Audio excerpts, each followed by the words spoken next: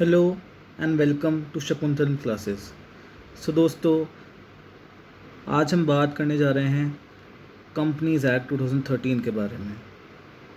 दोस्तों, company word एक ऐसा वर्ड है जो आपने अपनी डे टू डे लाइफ में रोज़ ज़रूर कहीं ना कहीं सुना ही होगा।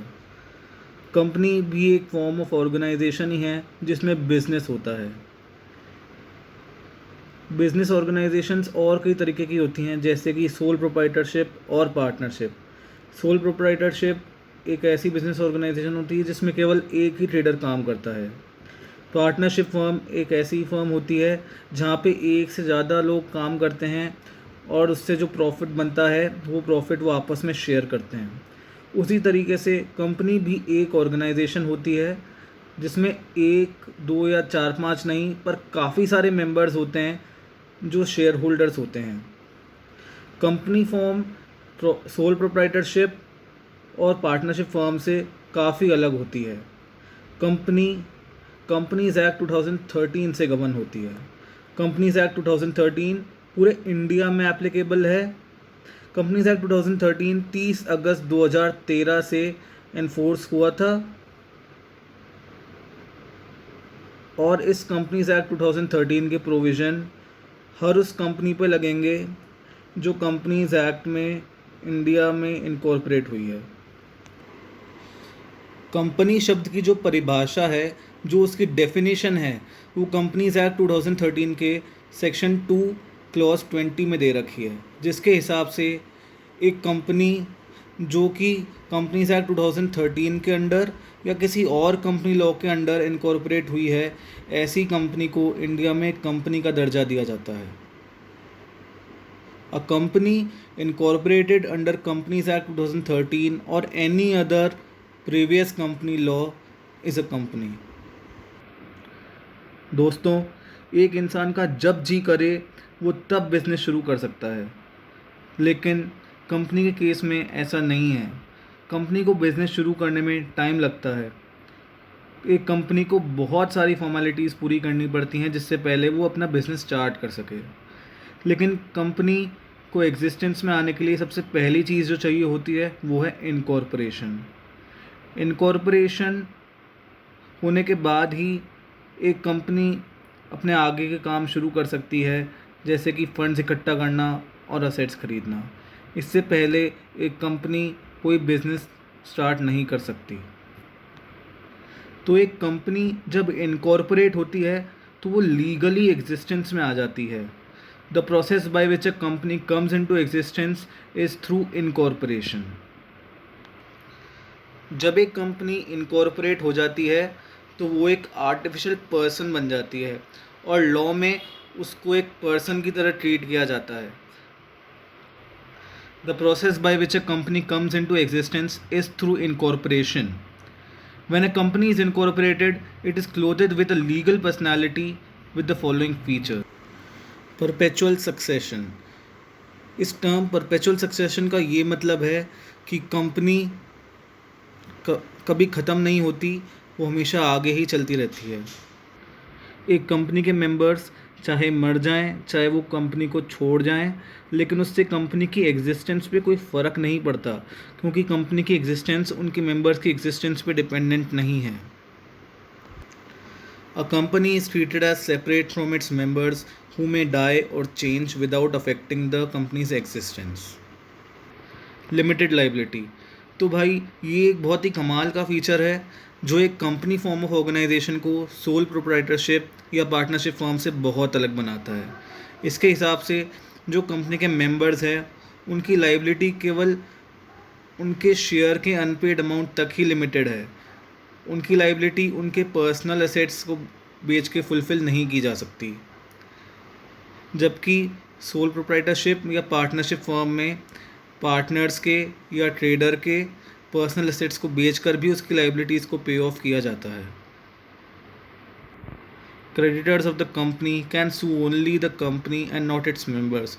The liability of its members is limited only to the unpaid amount on shares held by them।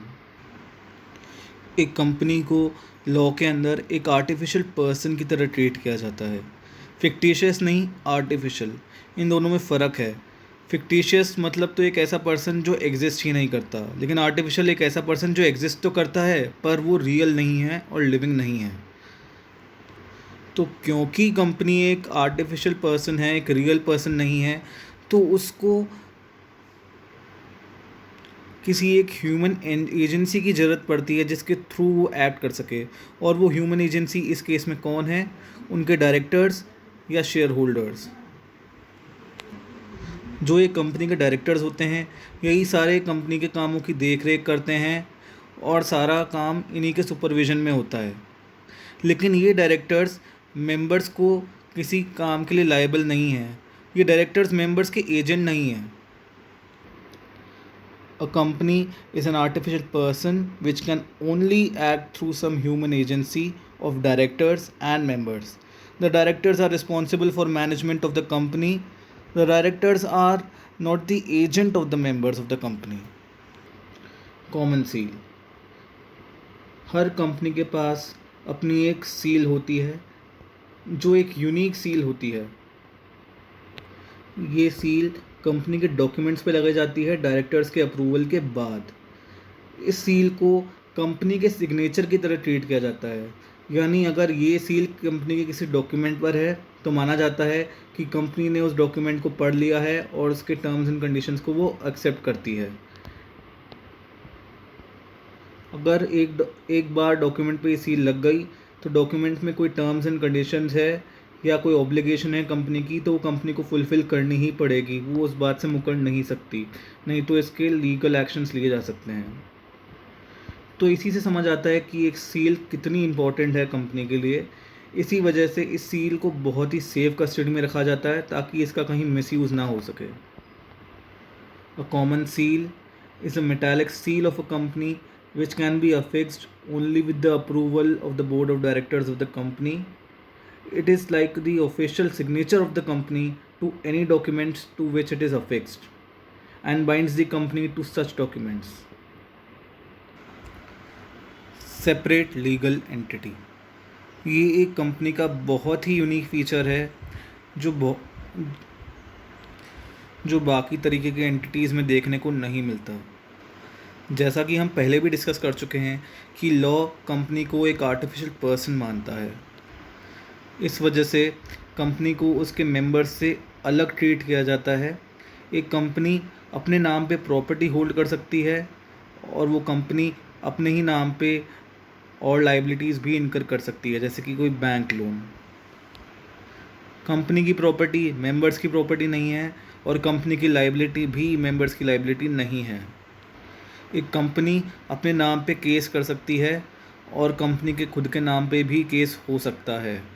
Company पे केस होने का मतलब ये नहीं है कि उसके मेंबर्स पे केस हो।